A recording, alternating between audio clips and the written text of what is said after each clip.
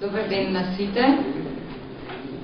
Би сакала пред се да ви посакам добре дојде во Крушево, кое што се чини нашето, во Македонија би рекла, може би најстудено место денеска.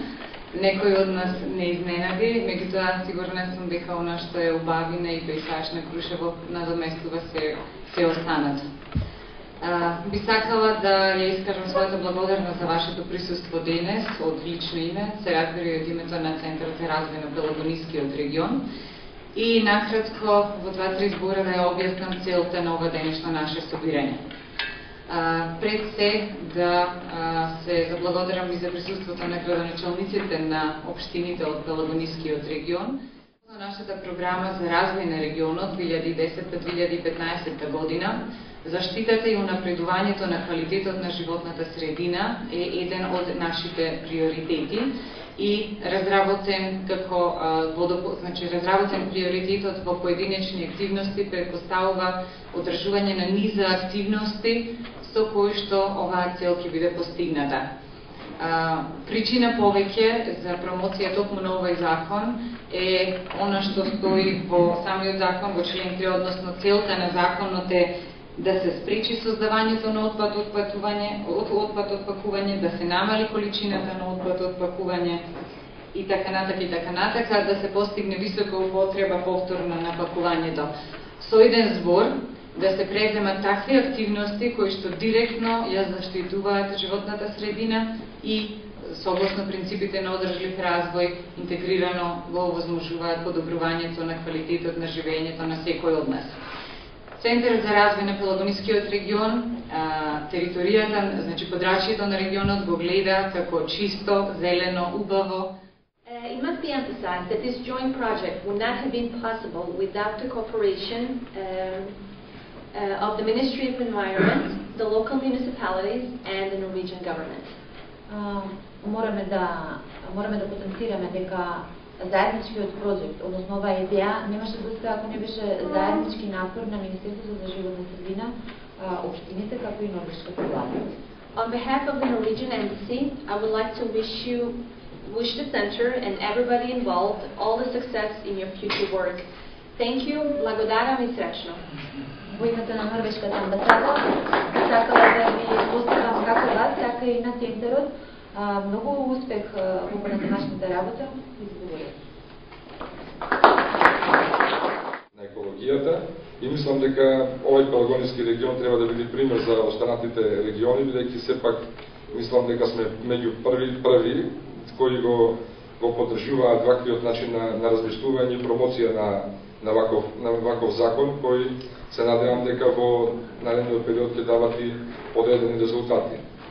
Затоа ви благодарам и посакувам пријатен престој во овие неколку часа во Крушево. Ќе искористите можноста да ги посетите, се надевам, дел од вас кои дојдете прв пат и знаменитостите. Да се намали количината на отпад од пакување преку негова преработка, односно рециклирање. Значи, во исто време тоа значи да се зачуваат и собствените ресурси, националните ресурси, природни ресурси, затоа што веќе нешто што е отпад можеме повторно да го искористиме и на сметка на тоа докато чуваме нашиот природен ресурс. Да се воспостават национални цели, значи тоа е самата цел на законот, за собирање и за рециклирање на отпад од пакување, кои што мораме да ги оствариме. Доколку не ги оствариме овие национални цели, кога би биле земја членка, ние би плачела одредена казна. Во некои земји членки овие казни се изнесуваат дури по 5 милиона на дневно ниво. Да речем, Грција имаше таа прилика да биде казната, затоа што не ги исполнува целите кои што беа предвидени со оваа директива. Значи дека доколку е поставен таков систем, ние не можеме да му забраниме на трета страна да влезе во тој систем. Значи, ако се појави некој нов увозник на одредени производи, ние не можеме да му кажеме не, вие не можете да влезете и не можеме да го собираме вашиот отпад. Без разлика било кој економски оператор во Македонија внесе одреден производ со пакување, ние мораме да му овозможиме да го собираме таквиот отпад од тоа пакување. Значи, ако општината воспостави систем за собирање на само шишени плати и пластични стаклени шишења, се појави тетрапак пакување, општината мора да направи напор и да овозможи и собирање на таквиот тип. Оној кој што го има контейнерот, тој е собственик на отпадот. Значи, целта треба на општината да биде да постави што е можно повеќе контейнери, за да може да ги без да го собира ваквиот вид на отпад. Ќе зборувам малку покасно и за тоа. Засегнати страни тоа се економските оператори, кои што се поврзани со овој вид на пакување. Производител на пакување е секој оној кој што произведува било какво пакување. Значи, ако спомнува збор за ова шише, производител е оној кој што ја произведува ампулата од кој што се прави такво шише. Тој не е одговорен да постапува со тој отпад. Неговата одговорност е само сврзана до тој степен што таквото шише од пакување мора да биде со соодветен квалитет. Значи, не сме да има одредени тешки метали и така натаму. Одговорноста оди на производителот, оној кој што се решил таа ампула да ја користи како пакување и во неја спакувал стока и ја пуштил на пазар. Значи, не смееме да имаме двојно на крајот, двојно третирање на отпадот. Затоа викаме во законот одговорни сте производителите, оние кои што пуштаат производи од кои што се создава отпад од пакување. Во конкретниот случај одговорен е оној што ја произведува водата роса, без разлика што тие произведуваат роса, не произведуваат пакување, меѓутоа се решиле да нивниот производ го стават во пакување кој што подлежи на овој закон. Да кажете како го гледате тоа, како овој регион може да се здружи или пак како една општина сама би можела да направи нешто за да може да се спроведува овој закон. Повелете да ви стоим на располагање за прашање, а може би јас ќе потекнам дел од проведени дискусии.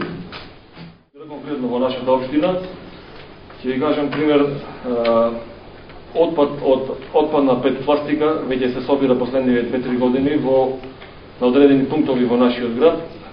Задоволителни се количините, додека за отпадот од пакување од хартија, отпад на хартија, можеме да се пофалиме дека во Републиката стигнавме до количини од 1,5 тон на ден отпад на хартија. Би сакал нешто друго што на многу вакви среди го дискутиравме уназад години, оној член што е баш што го коментиравте од Законот за управување со отпад, за комерцијалниот отпад, значи е во корелација баш со овој закон. Зошто?